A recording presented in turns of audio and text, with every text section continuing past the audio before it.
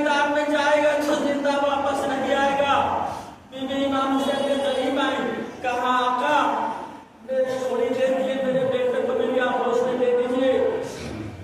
बीबी रबाब ने अली असगर को लिया, लेकर के अपने खैमे में आई, एक संदूक खोला, उसमें से अली असगर का नया कुर्ता निकाला, पुराना कुर्ता बदला, नया कुर्ता पहनाया, बालों में कंघी दी, मैंने पढ़ा है कि सुरमा लगाया और बड़ी मोहब्बत से अली असगर के कानों में एक जुमला कहा कि बेटा अली असगर, तुम भले ही छोटे हो, तुम भले ही चाय भागे हो, लेकिन तुम शेरे खुदा के पोते हो, जालिम से डरना नहीं।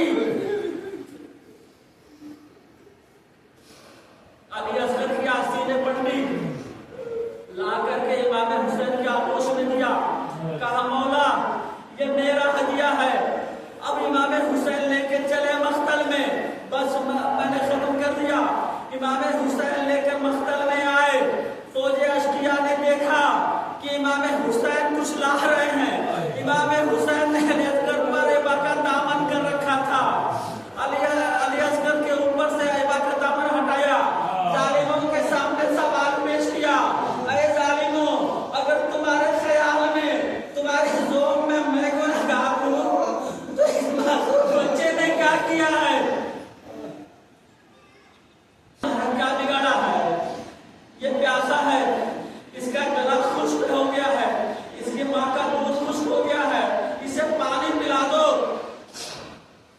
अगर तुम्हें लगता है कि इसके बहाने से मैं पानी पी लूंगा तो लो, मैं जलती हुई जमीन अली असगर को लिटाए देता हूँ, तुम खुद आकर पानी पिला दो। ये देखना था। इमाम हुसैन ने अली असगर को जमीन करबला पर रखा। ये मंजर देख करके फौज अश्किया में तलातुम मच गया, फौज यजीद में बेचैनी फैल गई।